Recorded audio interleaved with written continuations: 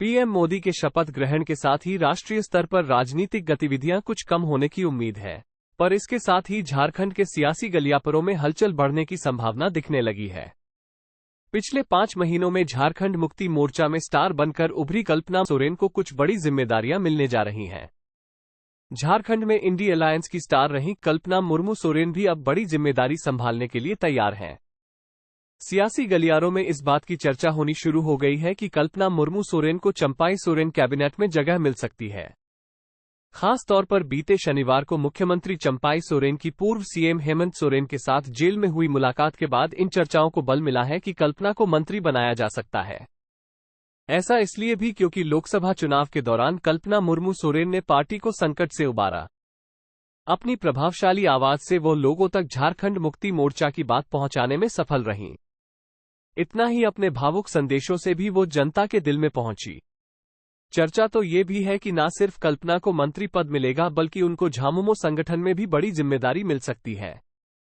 झामुमो सूत्रों की माने तो जल्द ही उन्हें झारखंड मुक्ति मोर्चा का केंद्रीय उपाध्यक्ष या केंद्रीय महासचिव की जिम्मेदारी दी जा सकती है। ऐसा इसलिए भी क्योंकि जिस तरह से कल्पना ने लोकसभा चुनाव के दौरान स्टार प्रचारक के रूप में अपनी भूमिका बखूबी निभाई, माना जा रहा है कि आगामी विधानसभा चुनाव में भी वो अपनी जिम्मेदारी निभाएंगी। पूर्व सीएम हेमंत सोरेन की पत्नी सह जेएमएम विधायक कल्पना मुर्मू सोरेन ने देश और राज्य की राजनीति में तेजी से अपनी पहचान बनाई है। आज की तारीख में उनकी गिनती इंडिया ब्लॉक के बड़े नेताओं में होती है।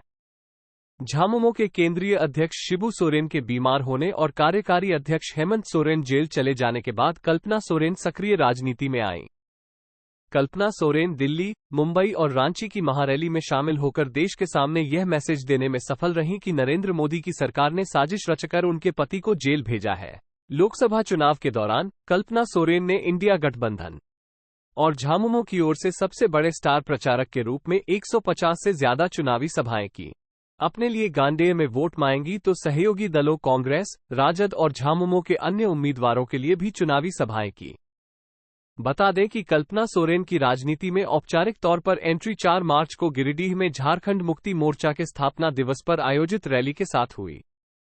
इसके 12 दिनों के बाद जब लोकसभा चुनाव और झारखंड में गिरिडीह जिले की गांडेय विधानसभा सीट पर उपचुनाव का ऐलान हुआ, तो उन्होंने पार्टी और गठबंधन की ओर से प्रचार अभियान का मोर्चा संभाल लिया। उन्होंने राज्य के सभी 14 लोकसभा क्षेत्रों में गठबंधन के प्रत्याशियों के पक्ष में जनसभाएं की और एक तरह से 2.5 महीने के भीतर राज्य का चप्पा चप्पा छान डाला।